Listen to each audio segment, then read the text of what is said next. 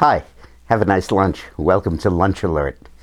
I told you last week that I sat down with Herman Cain, running for president, for an interview, and we're broadcasting that in different segments over the next 5 or 6 weeks. What an impressive guy. What charisma, what knowledge. But more importantly, he's a businessman. And I asked him, how do you go about creating jobs? And he gave us an answer that really showed that he understands this issue, something Barack Obama, a former community organizer, does not. Have a look. You know, in Washington, a lot of people speak of creating jobs, Yes. like Washington does that.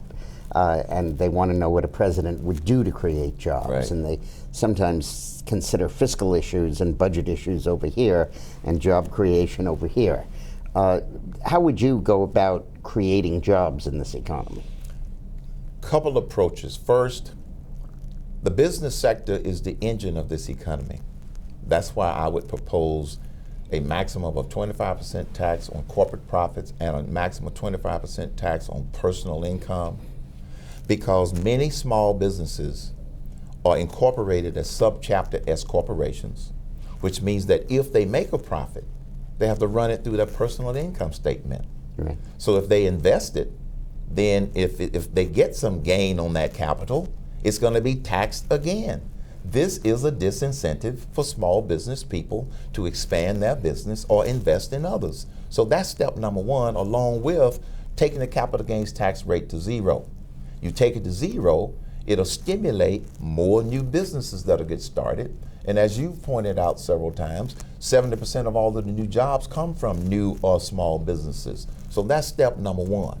The other aspect that we do simultaneously to create jobs is to get government out of the way, off the backs, and out of the pockets of the American business sector. What are the specific regs that should begin to change? Banking regulations? Banking regulations, that sort of thing? I would ask Congress to repeal the Dodd-Frank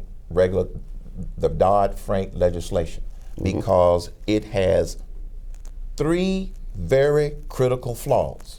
Number one, it does not provide oversight of Fannie Mae and Freddie Mac, which were the catalyst for the financial meltdown. Right. And the other 2 critical flaws of the Dodd-Frank bill, Dodd and Frank.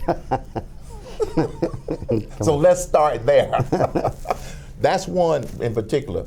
The National Labor Relations Board attempting to intimidate companies. I would make sure that we had a National Labor Relations Board that tried to help companies.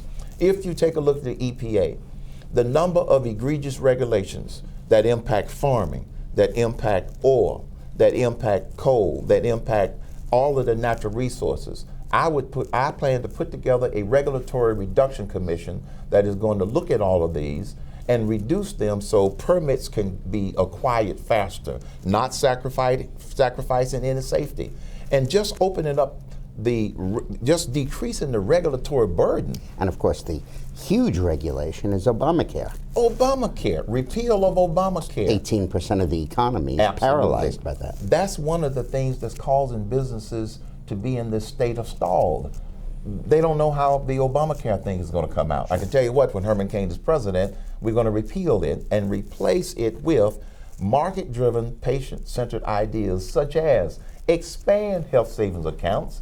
Don't restrict them. Secondly, make the deductibility of health insurance irrespective of who pays for it until we can totally replace it. Allow association health plans. When I ran the National Restaurant Association, one of the things that we wanted to do was to develop our own restaurant industry-specific health insurance plan. We couldn't do it because it's not allowed. Right. If we had been able to do it, we would have been able to design a health insurance plan that would have been appropriate for small restaurateurs, large restaurateurs, Right. Restaurateurs who had a lot of temporary workers, who had a lot of transient workers, who had a lot of low-skilled workers, and you move them up, in terms of their skill set and this sort of thing. You could then develop something more appropriate for the industry, which means that you would have been able to develop it for much lower cost. Market-driven, patient-centered ideas are plentiful. Those are the ones that I would encourage Congress to pass and get rid of Obamacare, because those are some of the things that are killing job creation in this country. In the healthcare industry, we had been creating jobs at the rate of 30,000 a month. Now we're doing it at about 10,000 a month. Yes. Because of the fear of regulation. Exactly, the fear of regulation. And all you have to do is to talk to doctors, which I do talk to, not only as a patient occasionally, but the good news is I don't have to see them as much as I used to. And they'll tell you the cost of the bureaucracy. You wait till Super Tuesday. That's right. But no, you're right. They talk about all of the bureaucracy they have to pay for in terms of just complying with all of the governmental regulations. And so the other way that we help to create more jobs in this country is to get government out of the way, off our backs, and out of our pockets. Wow. What a lucid and articulate presentation of how to go about creating jobs. It shows the difference between a politician and a guy who knows what he's talking about. So next week we'll be playing another segment. Thanks for watching.